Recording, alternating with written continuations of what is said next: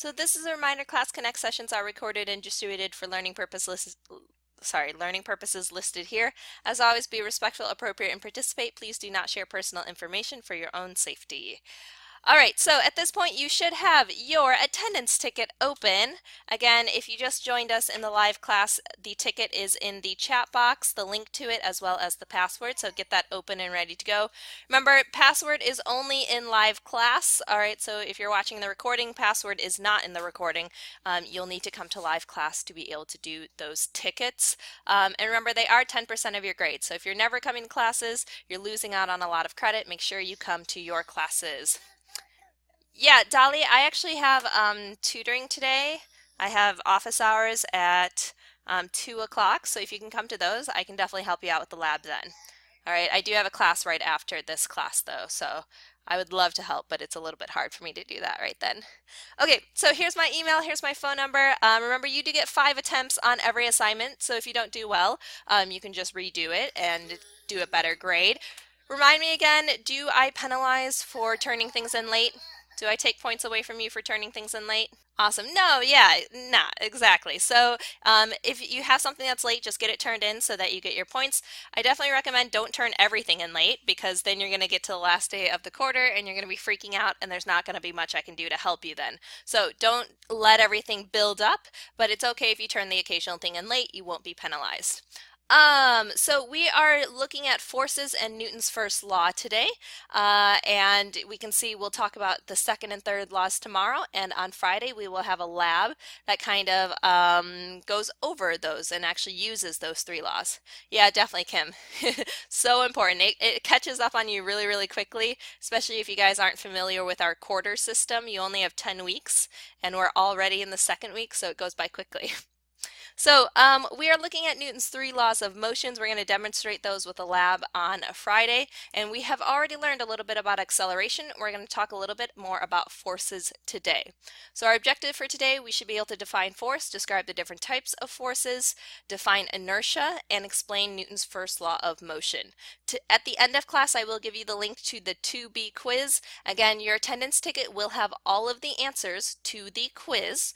If you're ever watching the recording, obviously you can't do the attendance ticket because you don't have the password, but if you look at where all the attendance ticket little symbols are, you know, what color are the attendance ticket symbols? Do we know in the chat box what color are the attendance ticket symbols? It's always a little box that's what color. Yeah, it's always bright yellow. So if you look for all the bright yellow spots, that tells you exactly what you need to know for your quiz. Okay, so even if you're not here for the ticket, you can still use the information in class to do your quiz. All right, just in case you ever miss a class. All right, so I'm going to go ahead and turn off the video here so we can focus. But forces, there are 2 groups of forces. The first group is non-contact forces.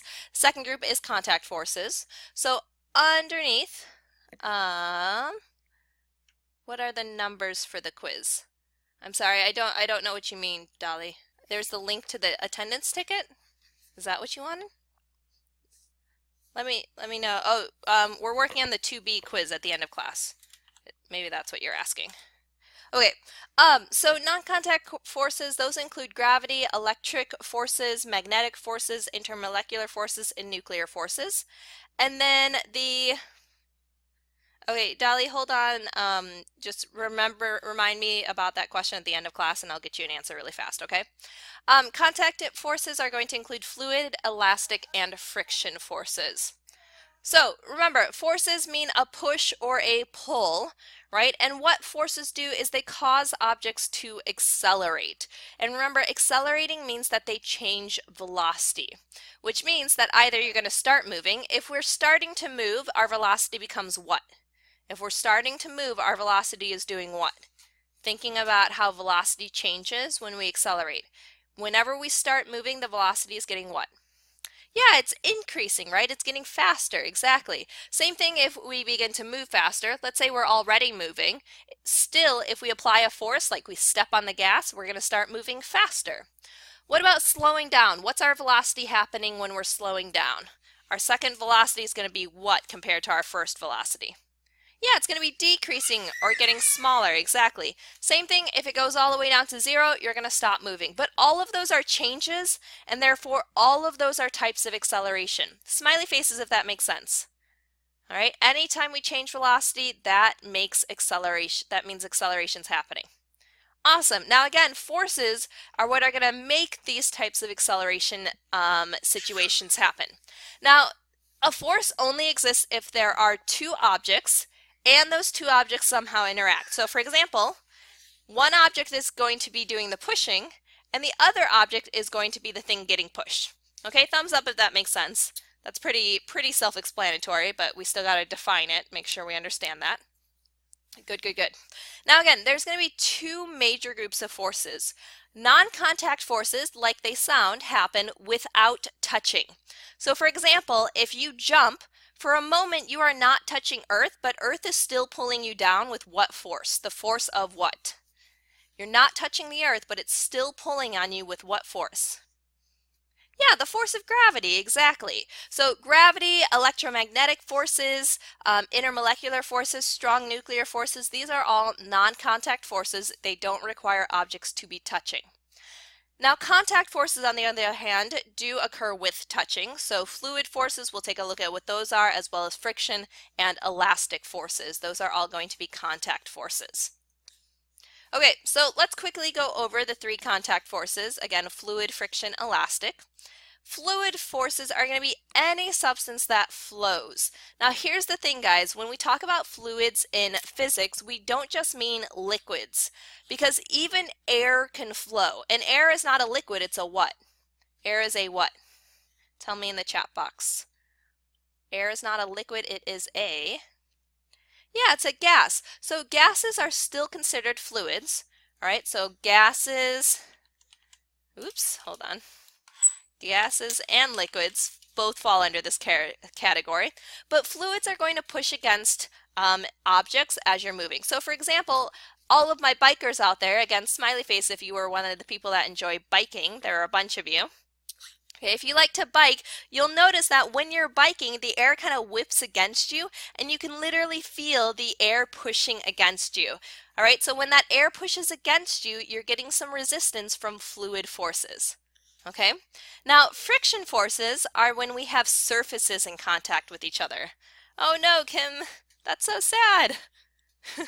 Well, hopefully you'll get another bike at some point in the future. So friction forces, friction happens when two objects are touching, and those objects are going to resist movement. So for example, if you think about sandpaper, right? If you were to try to roll something across sandpaper, it's going to resist that movement, and it's going to be a lot harder to push than if you were pushing it across ice. Smiley faces if that makes sense. Smiley faces if that makes sense. Now, this is actually really important to our lives. Sometimes friction makes it seem like our life is more difficult, but it's also really important because anytime you go up a slight incline, even the smallest incline, if there was no friction, you would never be able to walk uphill. You would just slip and never be able to move anywhere. So it's really important that we have friction so that we're able to walk and to specifically go up hills, for example. Elastic forces. Now, elastic forces, you think about elastic materials. So think about rubber bands or springs. And rubber bands and springs, they all will return to their original shape when we stretch them or when we compress them. So, right, if you think about when you are playing with your little siblings or with another friend and you've got a rubber band and you try to snap that rubber band against them, right, the scary part of that is that when you let go, that force is really strong and it does what to you? Yeah, exactly, Mike. Yeah, this right here hurts because those elastic forces can be very strong. Now, again, these are all contact forces. I don't know why you would do that, Ariana. I think maybe you don't have siblings. I would do that with my older brother a lot. Mostly because he was mean to me first, though. All right, so these are all contact forces, right? So fluids are in contact with another object. So for example, when you're swimming, water's pushing against you. When you're biking, air, even though air doesn't seem like you can see it, it's still in contact with you. It's still made up of atoms. So air is coming in contact with you.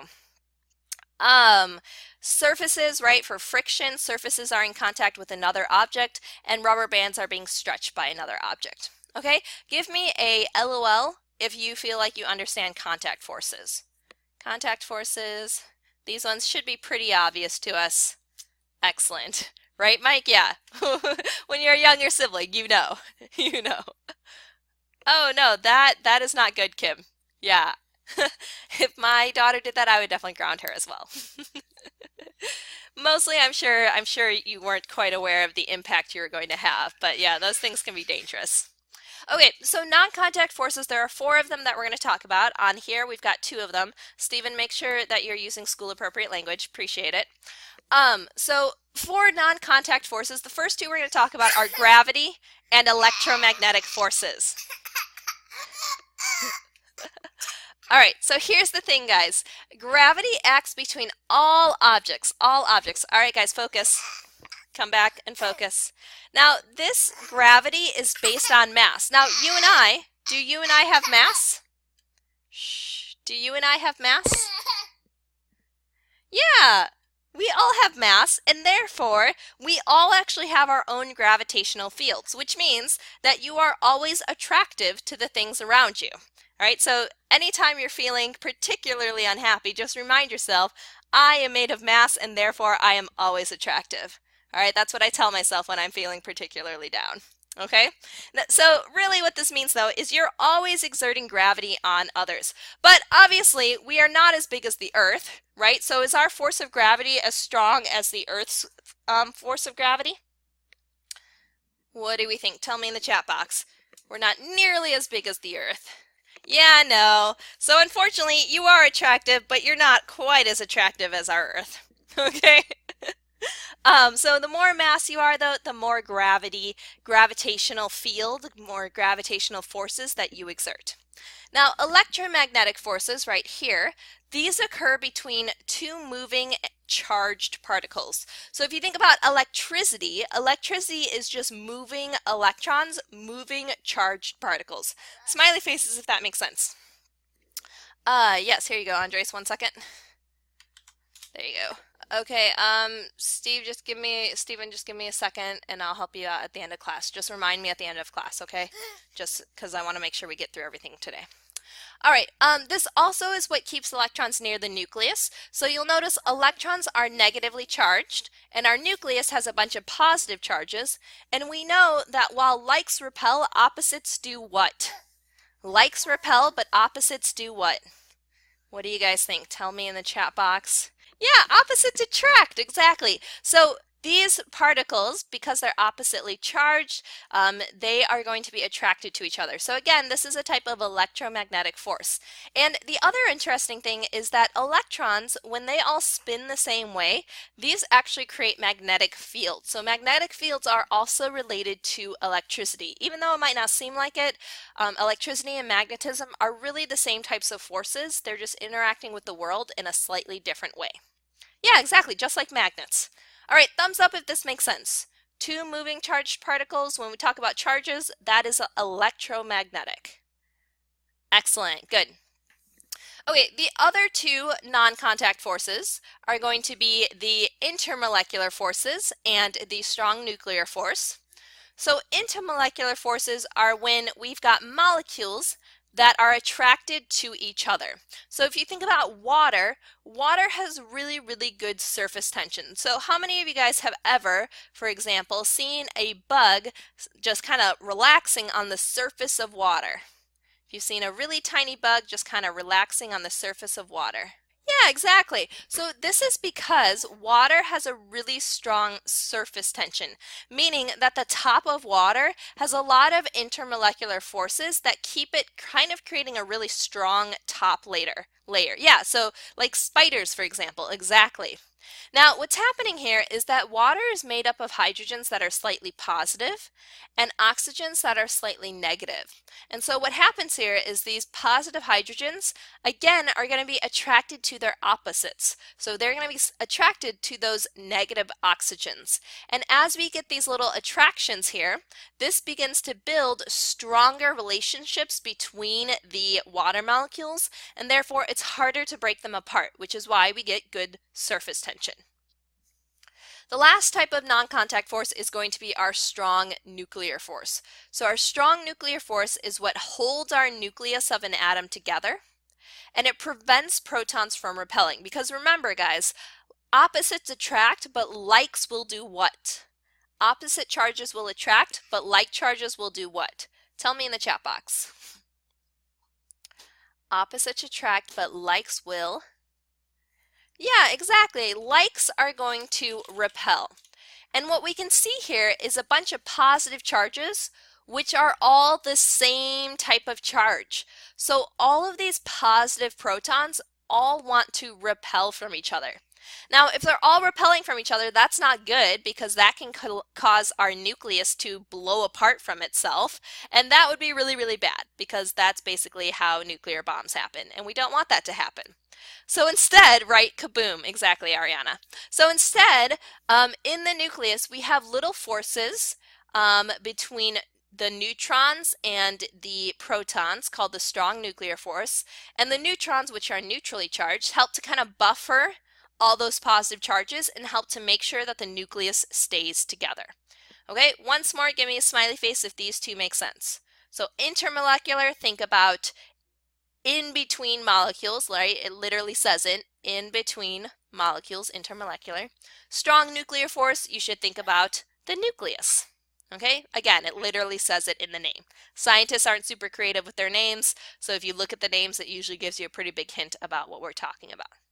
Awesome. All right, let's make sure we understand all of these. You have your matching tools. Get those ready to go. You're matching up the term on the left with the definition on the right. Ready, set, go. You guys have 30 seconds to get that done on the whiteboard. Looking good. And pausing those tools. All right, sorry if you weren't able to get your answer up there, but I want to make sure we are keeping to our time schedule. Okay, so let me grab my red tool here. Awesome. All right, so forces, yes, just in general, forces are a push or a pull. No problem, Sienna. Glad you were able to make it. You persevered and you got here. That's what matters. Gravity. Remember, everything attracts everything else based on mass. If you have mass, you are attractive. Just maybe not as attractive as the Earth, which has a lot of mass. Electromagnetic forces, right, are the forces between two moving charged particles. Think charges, think electricity, think electromagnetic. And intermolecular forces, those are the forces that hold molecules together, right? It says it in the name, molecular, holding molecules together with each other. And strong nuclear, this prevents our nucleus from falling apart. Excellent job. Give yourself a round of applause from the smiley face menu. Round of applause from the smiley face menu. Love it. You guys worked hard. Good. All right. This is number 1 in your attendance quiz. You guys have 30 seconds to work on that. I need green checks when you have it saved. Remember to save. Go, go, go. Dolly, as always, we do our attendance ticket during class. So you'll see the link to the attendance ticket in the chat box with the password. All right, make sure you type the password in correctly and then click Start Quiz, and that'll open up the attendance ticket for you. You'll see this is question number 1. Okay, yeah, so Dolly, you can also get to it by going to Unit 2 and then scrolling down until you find the September 5th attendance ticket. Okay, I give you guys the links because it's a little bit faster, but you guys can get to it anytime just by going to the Content tab. Sorry, this is all under the Content tab. So definitely just navigate to it right now, Dolly. And yeah, just like Alyssa said, just take a picture and you can finish it later as long as you have the password. So make sure you have the password and you can finish it later. But I'm not going to slow down too much because we do need to get things done. We only have 20 minutes left. All right, Andrew, Anthony, Ciara, let's see here, Eric, Haley, Jacob, Jasmine, Jeremy, Johnny, Miranda, thank you, Miranda, Nadia, Tristan, Tyson, green checks, please, if you are good with number 1. Again, remember to save so you don't lose your work. Excellent, moving on. All right, so now we are kind of changing gears here. We're going to start talking about Newton's first law of motion. And Newton's first law of motion is the first of 3 laws. But basically what it says is that we need to have a force in order to change an object's velocity. Okay, so we can see right here, Okay, we can see right here that we have 3 laws of motion. The first law of motion, every object in a state of uniform motion tends to remain in that state of motion unless an external force is applied to it. Basically, object in motion stays in motion, object at rest stays at rest. Smiley faces if you've ever heard that before. It's a pretty universal law. Yeah, awesome. Okay, number 2 says that there's a relationship between an object's mass, its acceleration, and the force that you apply to it, which means that, right, when you push a refrigerator, because a refrigerator is so massive, it doesn't accelerate nearly as quickly as when you push, like, I don't know, a hockey puck. Hockey puck with the same amount of force is going to go flying as opposed to a refrigerator. So the mass matters, and that affects how it accelerates based on the force you apply. And the last law, again, these 2 we'll talk about tomorrow. The last law says that for every action, there's an equal and opposite reaction. What about this one? Smiley faces if you've heard this one before. Equal and opposite reactions. Yeah, excellent. Good. Okay, so we're kind of familiar with this. Let's jump into this. So Newton's first law is also what we call the law of inertia. And inertia is just the resistance, all right, the reluctance, trying not to have this happen, the resistance of an object, whether it's moving or at rest, to change its state of motion. Basically, things don't want to stop doing what they're doing, right? Think about it. If you are sitting on a couch all day, do you want to get up from that couch and do work? Yes or no? No, you want to stay at rest, right? As opposed to, right, once you get into a groove and you're really doing something that you really love and you're having fun with it, do you want to stop doing that? No, exactly. So once you're doing something, it's easier to keep on doing what you're doing, right? So things don't want to change. Now, here's what's important. We're going to talk a little bit about this some more today. But without gravity, without air resistance, both of which are forces, okay? Gravity and air resistance are both forces. When an object moves, if you don't have these forces kind of resisting, kind of trying to slow you down, an object is going to continue moving. It's never going to slow down. It's never going to change directions. And it's never going to stop unless another force acts on it. Okay, so think about that. In outer space where there's no gravity and no air resistance, okay, if you throw something, it will continue moving throughout the universe forever. Smiley faces if that makes sense. Because there are no forces like gravity or air resistance trying to slow it down. Awesome. Now, when we understand this, this helps us understand that the planets are not being pushed. So scientists once thought that planets moved because something was pushing them. But in reality, we know this doesn't make sense, because if we were trying to push the planets would accelerate, which means their velocity would change and it would get faster. And are our planets circling around the sun faster and faster each year? No. They're going the same speed. So obviously there's nothing pushing them. It's just because they are moving the way that they're moving, they always want to keep moving that way because of the law of inertia. Smiley faces if that makes sense. Things that are moving keep on moving. Things that are at rest keep on at rest. Awesome. Okay, so let me make sure this makes sense. I'm going to go ahead and open this up for us. All right, here we go. I'm going to go ahead and share this with you. All right, there we go. Smiley faces if you can see my webpage up here. Awesome. Okay, so I'm going to go ahead and go to the motion one. If you guys want to play around with this, because these are always fun to play with, you can do that after class. Here's the link to it.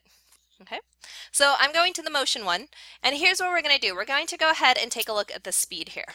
Okay, so like I said, if we were to always be pushing the planets, then we would begin to get faster and faster. So let's go ahead and see what that would look like. So I'm going to go ahead and apply a force, and I'm just going to keep on applying that force.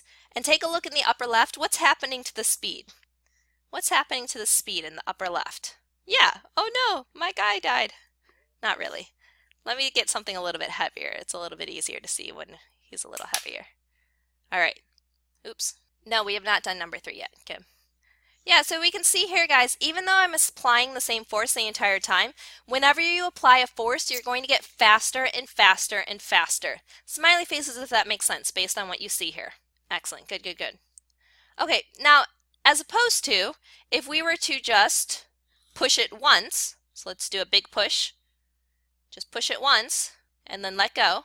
You can see the speed will just keep on staying the same forever. Now, is this really true in real life? Does the speed of something on a skateboard stay? Sorry, Angelina, I meant to give you the ticket here. Does the speed of a skateboard just stay the same forever? No, because again, what's working against the skateboard? What is working against the skateboard? Yeah, friction, right? Gravity, exactly. Good. All right, guys, let's go ahead and go back here. This is number 2. Give me a green check when you have it saved. The word you should be filling out is resistance. Don't fill anything else out but the word resistance, and please make sure you spell it correctly. Capitalization does not matter. You guys have 25 seconds. Green checks when you have it saved. Looking good. Dalen, make sure I get your green check. Eric, Jacob, Jasmine, Johnny, Maya. Thank you, Theodore. Tyson, still waiting on you as well. Make sure I get your green checks. Let's go. All right, so like I was talking about, space does not have air resistance or friction that is resisting motion. So when we are in real life, right, think about when you're driving a car. Can you just step on the gas once and then just keep moving forever? We just talked about this. Can I step on the gas once and just keep moving forever? No, of course not, right? Can't just keep moving forever. Angelina, after class is over, I'll upload the recording and you can look at it on the recording. As long as you have the password, you can still do it. But I can't go back right now just because we got to make sure we get everything done. Okay, so driving requires you to constantly be pressing on the accelerator in order to keep moving, right? Because remember, friction, air resistance, gravity on hills, all of these things are trying to slow you down. They're working against you. Space, though, kind of like when you're on ice, is different. When you're moving on ice in one direction, it's really, really hard to stop. Smiley faces if that makes sense. If you start sliding on ice, it's going to be really hard to stop and turn the other way. So in space, this is even more of a reality where when you move in one direction, you will continue moving in that direction forever at the same speed in the same direction. The only way you can change is if you have another force causing you to change direction. This is why it's really important, for example, for astronauts to not be detached from whatever they're working on in space, because if they were to get detached and to be pushed away, they will never be able to get back because there's nothing for them to push against to get back to where they started. Okay? Thumbs up if this makes sense. How in space there's nothing stopping your motion, therefore you just keep going forever. Okay, so let me go ahead and show you what that looks like. I'm going to go ahead and go back to this. All right, smiley faces if you can see my board up here. Looking good. Okay, so in this case, let's start off with no friction, so none. And then we're going to go ahead and apply some force here. Let's apply 150 newtons and then stop. All right, so we can see here, right, what's happening to our speed. We've applied a force. What's happening to our speed when there's no friction? What do you see happening to our speed right now? It increased for a moment, right? What's happening to this red line, guys? You say this red line is increasing? The red line has not moved. Yeah, the red line is staying the same, right? So once we apply a force, when there's no friction, okay, the speed stays exactly the same. It never stops moving. Now let's see what happens when I start introducing some friction. Okay, so I'm adding some friction. What's happening now to the speed? Yes, it's decreasing, right? So once we add friction, we can no longer keep on moving forever because friction is a force and friction is working against us. Absolutely, good. All right, so another way I can show this to you guys is, let me go ahead and grab my video here. Smiley faces if you can see me. All right, so I've got a bowl here and a marble. And what we can see, guys, is that when I start the marble on one side, okay, what happens to it? What are some observations we can do when we see a marble being dropped into a bowl? Oh no.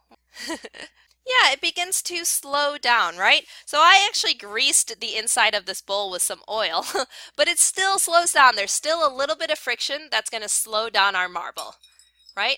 So the marble is not like space. The marble is not like ice. It still is being slowed down by friction. Awesome.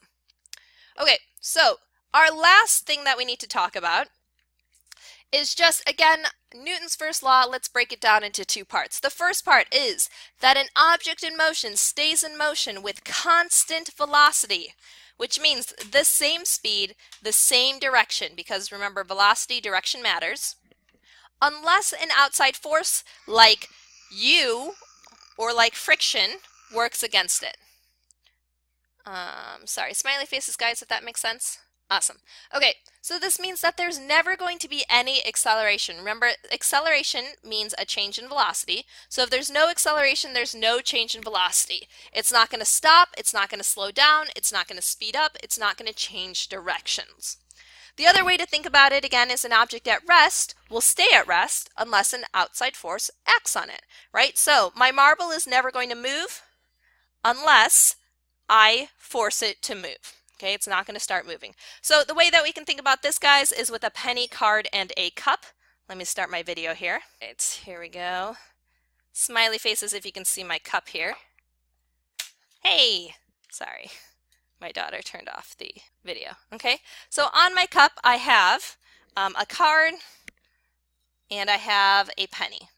Okay, smiley faces if you can see that. So here's the thing, this penny is at rest, and therefore this penny wants to stay doing what? This penny right here is at rest, so it's going to stay doing what? Yeah, it's going to stay at rest, right? It doesn't want to do anything, exactly. So if I get rid of... If I get rid of this card here, this card is going to move, but the penny is still going to stay at rest. So here's what we should see happen. So here's what we should see happen. I'm going to flick this. And what happened to my penny? What happened to my penny? I can show that to you guys again. This is a fun trick. Yeah, the penny fell. Did the penny go with the card? No, because I didn't push the penny and the penny didn't want to move. So therefore the penny literally stayed in place until there was nothing underneath it and then it fell. Yep, smiley faces if that makes sense. The penny was at rest and therefore wanted to stay at rest. Awesome. All right, this is number 3 in your attendance ticket. Give me a green check when you have that saved. Green check when you have number 3 saved. I will go ahead and give you 25 seconds to work on that.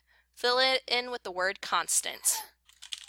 Looking good. Waiting on Eric, Jacob, Jeremy, Johnny, Kim, Michael, Nadia, Vega, Steve. Thank you. Green checks. All right, looking good. So our objective for today, we should be able to define force, describe the different types of forces. Oh yeah, if you spell it wrong, it does mark you incorrect. I do try to go back and I try to correct all of the spelling mistakes and give you points even if you spell it wrong. But obviously that's something that I have to do manually. The computer won't do it for me, unfortunately. The computer's not smart enough. You should also be able to define inertia and explain Newton's first law of motion. Smiley faces if you feel good about these objectives today. Smiley faces if you feel good about these. Awesome. All right, so here's what we got. We have just finished our attendance ticket. I'm going to give you the quiz. Remember, all of the answers to the quiz are in what? All of the answers to the quiz are where? I will in a moment, Adrian. Please answer the question, guys. All the answers to the quiz are yes in the attendance ticket. So keep your attendance ticket open.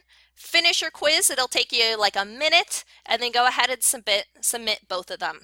Thanks, everybody. Have a great day. If you have any questions, let me know. Otherwise, bye-bye. See you later.